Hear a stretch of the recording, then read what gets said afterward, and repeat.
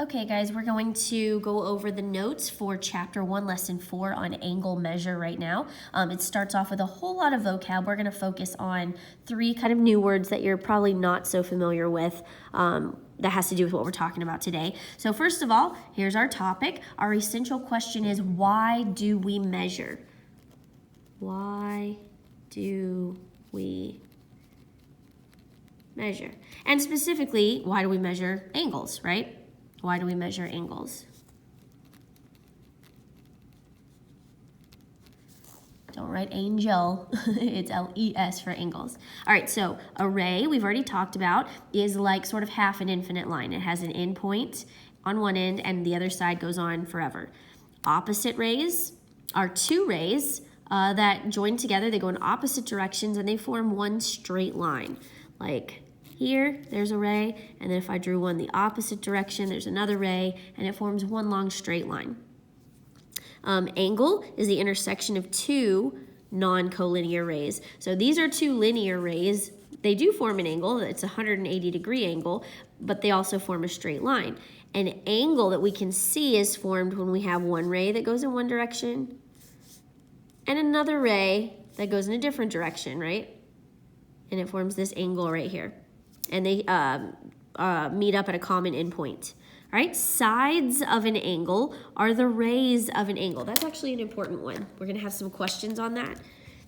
So the sides of an angle, whenever something says identify the sides of this angle, it's talking about the ray, right? If we have this angle right here, one side of this angle would be this guy, right? So it'd be this vertex here and the rest of this ray. Another side would be this guy down here. So the sides of an angle are rays. Vertex of an angle is the corner, the point, the end point here where the 2 rays meet up. That's our vertex. Angle bisector is whenever you draw a ray. Here's a big angle, 2 rays. If I were to draw another ray in between them, like right here, and that ray cut this one big angle into 2 smaller congruent angles, if they were both the same size, we would call this an angle bisector. It cut our one big angle into 2 smaller equal size angles. Cut it in half. All right, interior and exterior. We're going to draw that in a second when we get to, I think, the other side of the notes. Interior is inside of an angle. So if I'm looking at this angle right here that I kind of sketched, interior would be everything in here. Think about like a gator mouth. If this was a gator mouth and it's gonna chomp down, let's draw little teeth on it. I know. Y'all don't make fun of me. All right, here's our gator mouth. Anything inside the gator mouth, that's interior, right? And you're in trouble. Not really, we don't, with angles, you're not in trouble, but if it was a gator mouth, you'd be in trouble. Anything not inside the gator mouth is outside the gator mouth, right? So it's exterior. So when you're looking at an angle, anything inside here is interior. Anything outside here, like a point or a line or something, if it's not in between here, it's exterior to the angle. Okay, and so there's exterior, outside the angle, and degree is how we measure an angle, a unit of measure used in measuring angles. So we know a full circle, if you went all the way around the center of a circle, it's 360 degrees, right? So anything less than that, if we, those little like fans, and they're closed together, and you spread them apart, and you kind of like stretch them all the way back around to themselves, and they form a big circle. You like decorate with them and stuff. They're cheap. It's that kind of thing, right? If they stretch all the way around, they're 360 degrees. Anything less than that would be an angle smaller than 360 degrees. All right, so let's do some examples here. Everything's so small on my phone. All right, use the figure to name angles and their parts. Name all the angles that have B as a vertex, point B. Okay, so here's point B right here. So I see 1, 2, 3, 4 angles that form a vertex here, right? So how do we name those angles? Well, you see these numbers. Those numbers refer to these specific angles, right? If I said find angle 5, well, it's pretty clear that this angle here is angle 5. Let me get a highlighter real quick.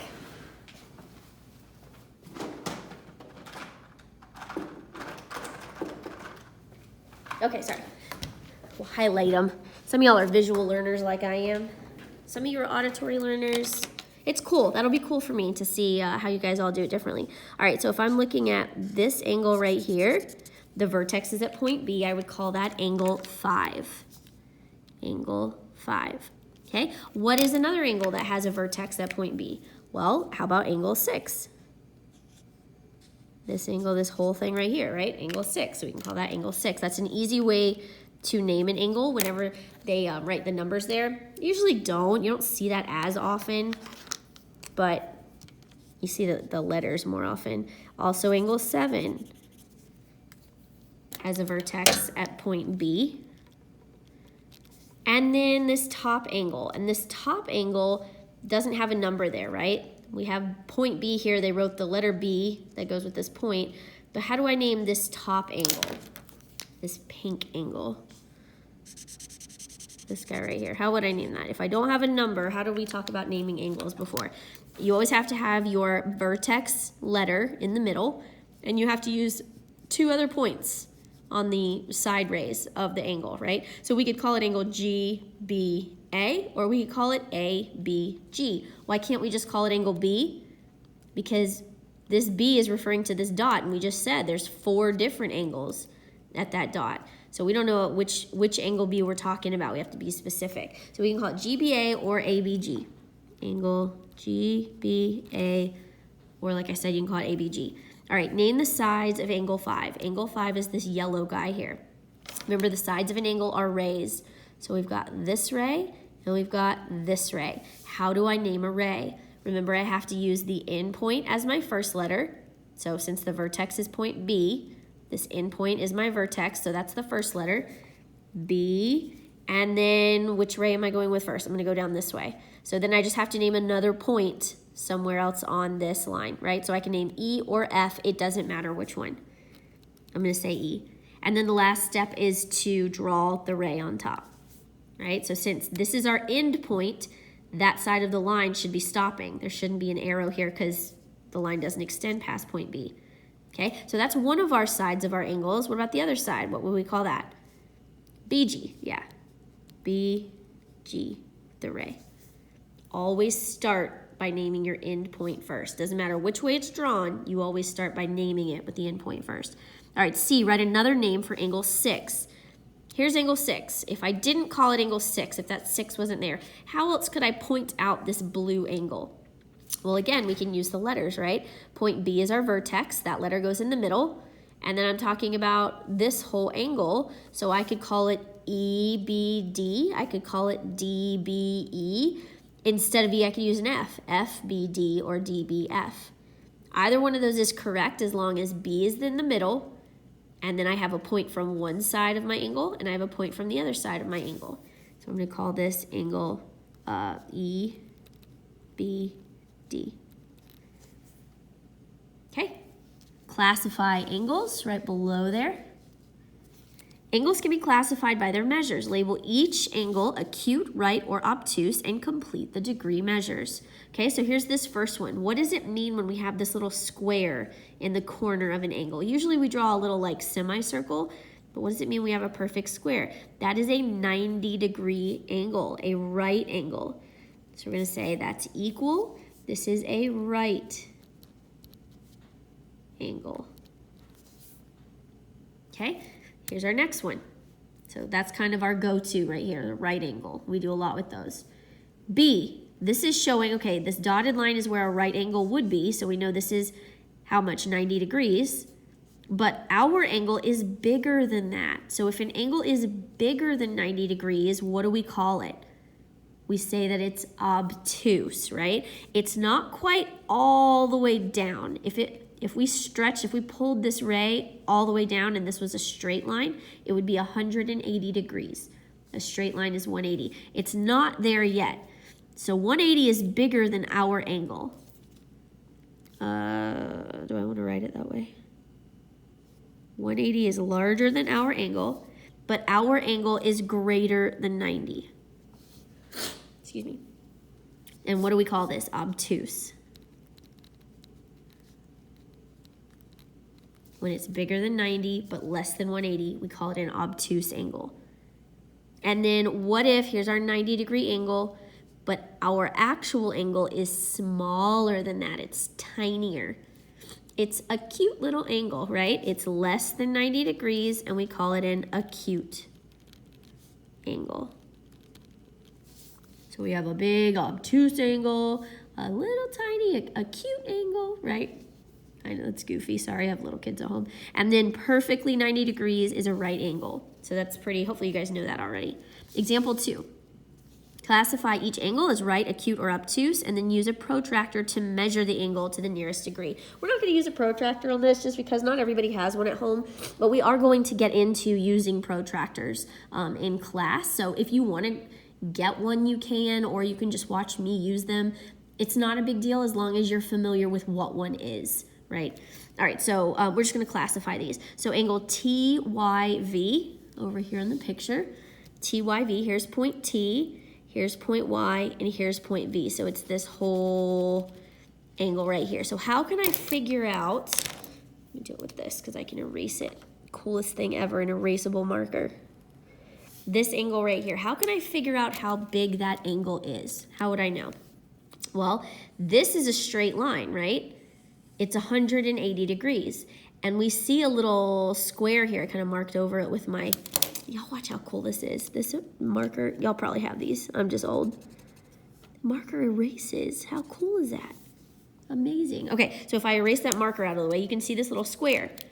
So if this is 90 degrees, this guy right here is 90 degrees, and the whole thing is 180, 90 plus this side would have to equal 180, right? So if this is 90, this side has to be 90 as well. Kind of always works that way. A pair of 90s add up to a straight line. So this is a right angle. Angle TYV is a right angle. Also, I forgot to mention, I did make a mistake on the last set of notes there. Somebody caught it, a couple people actually, over the weekend, and I appreciate that. I'm human. It doesn't happen very often, but it does happen. So thank you for pointing that out, and you guys let me know anytime you see a mistake like that. All right, next, WYT. So here's, let me erase this so we don't get confused. And because I can, and I think it's the coolest thing ever. All right, WYT is this guy, oops. Oh, I can't write over it once it has this stuff on it. Lame. Maybe I can write below it. Well, that's goofy. All right, anyways, it's this big angle. If TYV is 90, TYW is opened up a little bit more than 90, so that's an obtuse angle.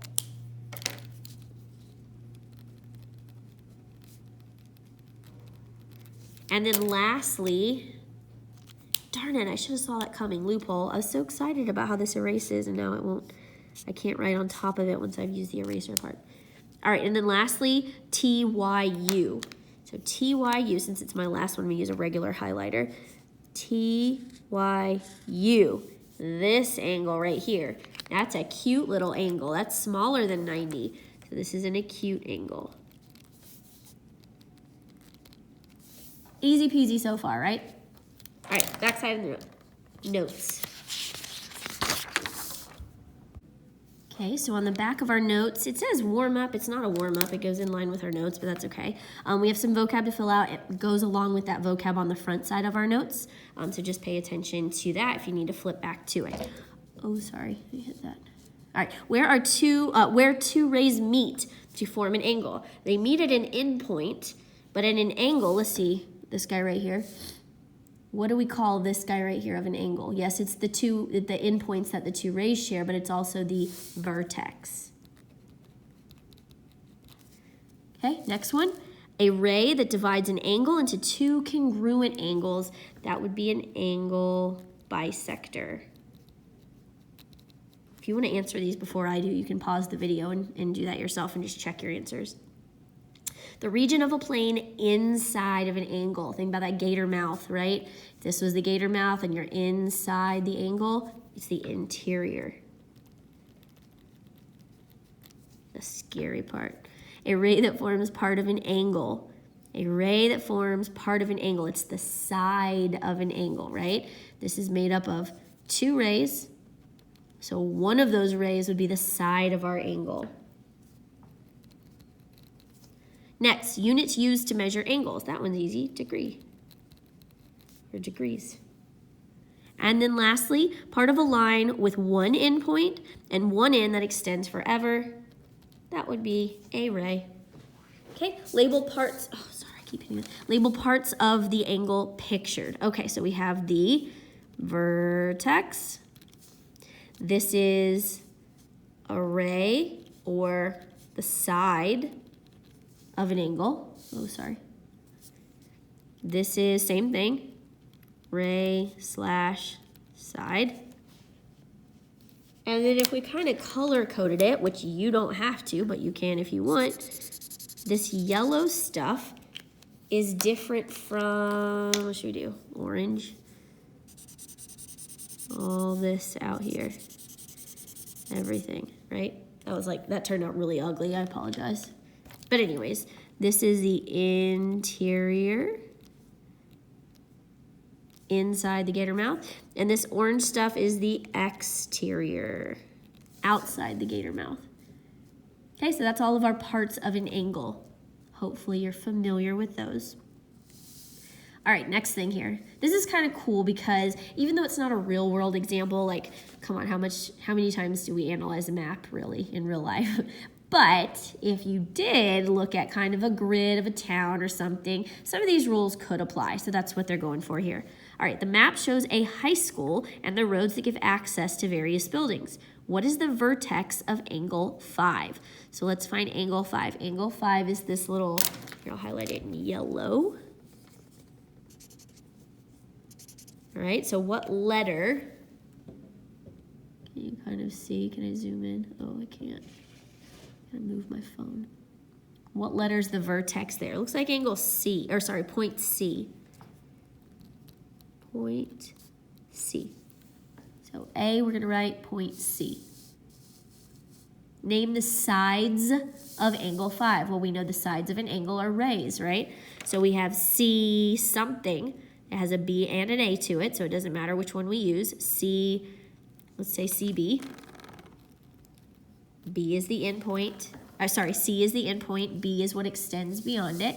So there's one ray, and then I have to name the other side. So that would be this bottom guy here, so C is the endpoint, and then either G or J, doesn't matter which one you use. So I'm gonna say CG, because I use CB here, CG. Hope everyone's good with naming a ray. Endpoint, the vertex of the angle, I guess, is always first. The endpoint of a ray, and then the infinite part that goes on and on forever is just some point on the ray past the endpoint. Okay, C, write another name for angle ECL. So we gotta find angle ECL here. Do you guys see it? EC, where's L? Down L, ECL. So we're talking about this angle now. So what's another thing we could call that? Well, I see the number 4. That's talking about this angle, so I'm going to call it angle 4.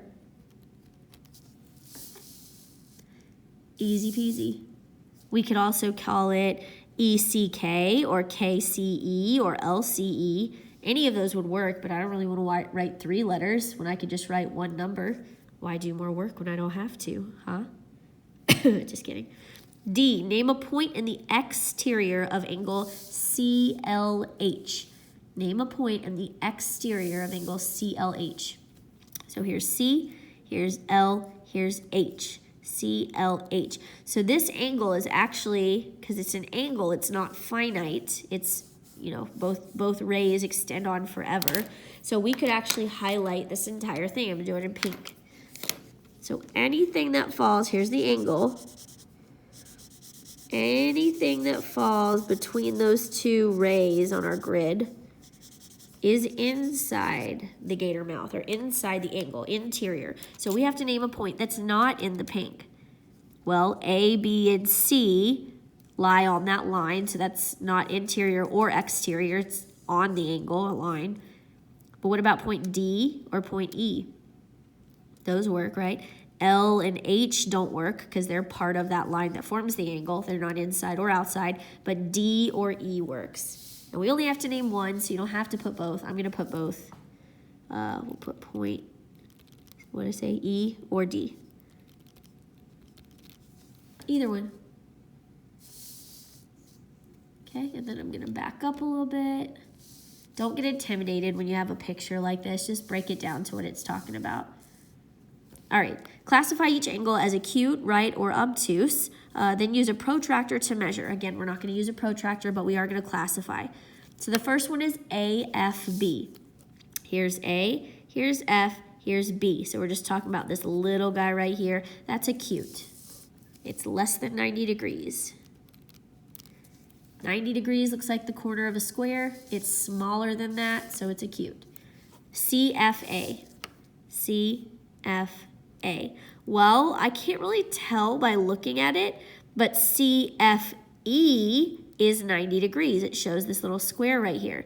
And AE is a straight line. So if this whole line is 180 degrees and CFE is 90, 90 plus what equals 180? Another 90.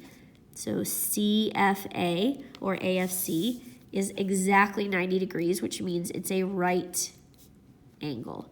You wouldn't say a 90-degree angle. You were classifying it, so you got to name it correctly, a right angle. And then lastly, AFD. So we have AFD. We know AFC is a right angle. That's 90. We already said that. So if we took this guy and stretched it back a little bit, now we have AFD. That's bigger than 90. When you have an angle bigger than 90, that's obtuse.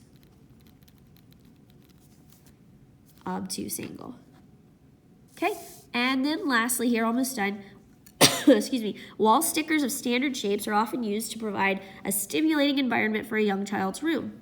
A 5-point star sticker is shown with vertices labeled. Find the measure of angle GBH and HCI, excuse me, if they are congruent, and GBH is 2x plus 5, and HCI is 3x minus 10.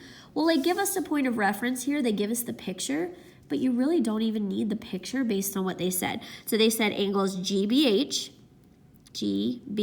so this angle, and HCI, this angle.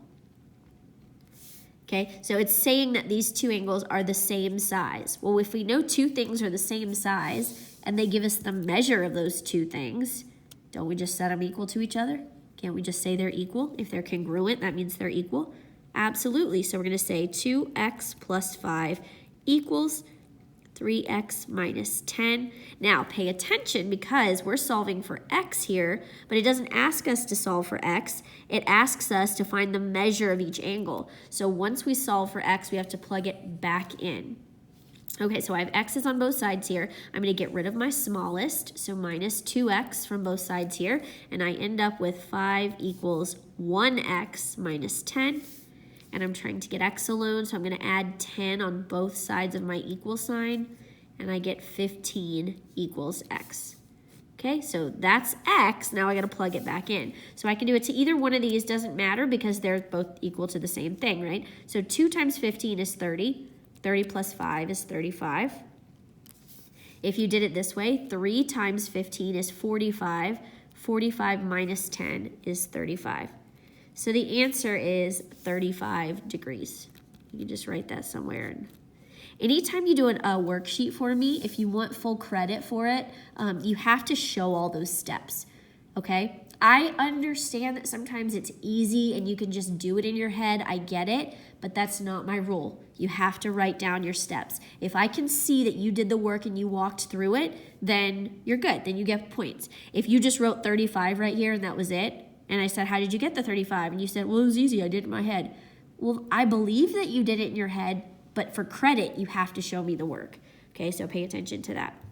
We had a little reflection here. I'm going to skip it because we can talk about this forever. It's comparing and contrasting segments and angles. Just kind of a time filler. So we're going to stop there. So head on to your assignment, and if you have any questions, let me know. Thanks.